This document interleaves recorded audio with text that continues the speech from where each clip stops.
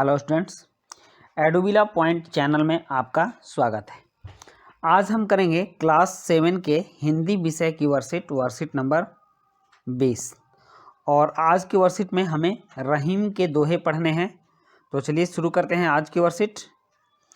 बच्चों, आज हम रहीम दास जी के दोहे पढ़ेंगे और उनसे मिलने वाली सीख को अपने जीवन में भी अपनाएंगे।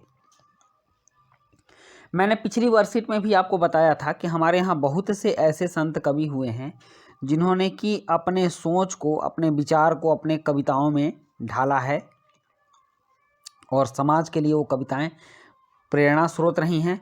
बहुत से लोग उन कविताओं से प्रेरणा लेकर, सीख लेकर अपनी ज़िंदगी को सफल बना चुके हैं और ये आपको भी इसलिए सिखाई जाती है ताकि आप कुछ इनके अनुभवों से सीख पाएँ और ज़िंदगी रूपी नाव को सही ढंग से पार लगा दें।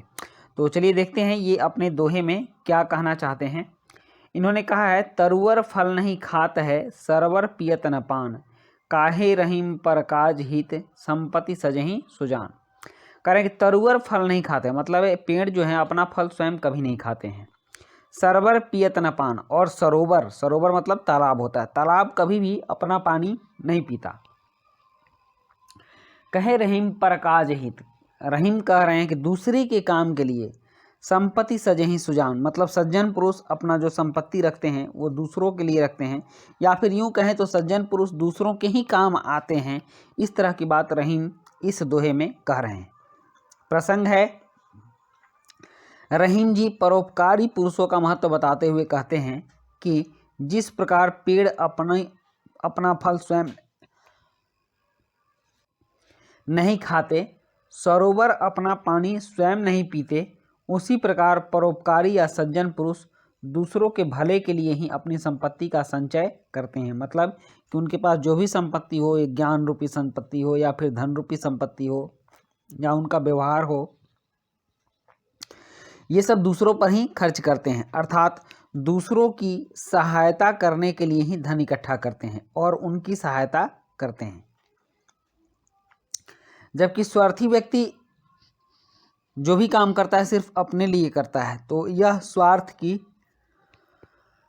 निशानी है, इससे सज्जनता नहीं कहा जाएगा, ये अच्छे लोगों की पहचान नहीं है रहीम दास जी के दोहे के अनुसार। उसके बाद अगले दोहे में है कि थोथे बादर क्वार के। क्वार एक महीना होता है, हिंदी महीना होता है, और जिस तरह हम लोग अंग्रेजी में जनवरी फरवरी गिनते हैं उसी तरह हिंदी में महीने शुरू होते हैं। फागुन के बाद चैत के महीने से हिंदी के महीने शुरू होते हैं। चैत, बैसाख, जेठ, आषाढ़, सावन, भादो, क्वार, कार्तिक, अगहन, पूस, माघ, फागुन। तो ये, हाँ एक बात और है, कितने लोगों को ये हिंदी महीने याद हैं आप लोग कमेंट बॉक्स में ज़रूर बताइएगा। तो ये क्वार जो है, ये क्वार एक महीना का नाम है जो कि भादो के बाद आता है, सावन, भादो, क्वार, कार्तिक।